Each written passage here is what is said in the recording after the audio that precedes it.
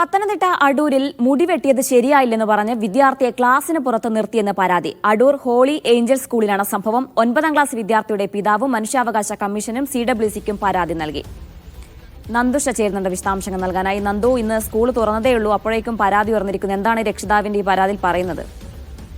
ജീന, ഇന്ന് രാവിലെ പ്രവേശനോത്സവവുമായി ബന്ധപ്പെട്ട് സ്കൂൾ തുറന്ന ദിവസം സ്കൂളിലെത്തിയതായിരുന്നു ഈ 9ാം ക്ലാസ് വിദ്യാർത്ഥി. അടൂർ ഹോളി ഏഞ്ചൽ സ്കൂളിലായിരുന്നു ഈ സംഭവം നടക്കുന്നത്. ഇതൊരു സ്വകാര്യ മാനേജ്മെന്റ് സ്കൂളാണ്. അപ്പോൾ ഈ സ്കൂൾ വിദ്യാർത്ഥി മുടി വെട്ടിയ രീതി അധ്യാപകർക്ക് ഇഷ്ടപ്പെട്ടില്ല എന്നാണ് കുട്ടിയോട് പറഞ്ഞത്. മുടി വേറെ രീതിയിലായിരുന്നു വെട്ടേണ്ടത്. ഇത് ഈ രീതിയിൽ വെട്ടുന്നത് സ്കൂളിന്റെ ഡിസിപ്ലിൻ അനുയോജ്യമായ രീതിയിലല്ല മുടി വെട്ടിയിരിക്കുന്നതെന്നും കുട്ടിയോട് പറഞ്ഞു. ഇതിനെ തുടർന്ന് കുട്ടിയുടെ രക്ഷിതാവിനെ വിളിച്ചു വരുത്തുകയും ചെയ്തു. ഈ കുട്ടിയുടെ രക്ഷിതാവ് വരുന്നിടം വരെ ഈ വിദ്യാർത്ഥിയെ പ്രിൻസിപ്പലിന്റെ റൂമിന്റെ മുന്നിൽ നിർത്തിയിരിക്കുകയായിരുന്നു എന്നാണ് പരാതി. ഏതായാലും കുട്ടിയുടെ രക്ഷകർത്താക്കൾ എത്തി കുട്ടിയുമായി തിരിഞ്ഞ് വീട്ടിലേക്ക് പോവുകയായിരുന്നു.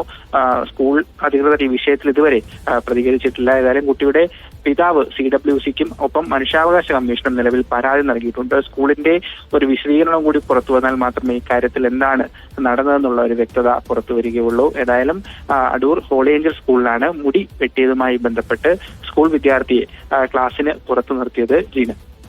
ശരി നന്ദുഷ.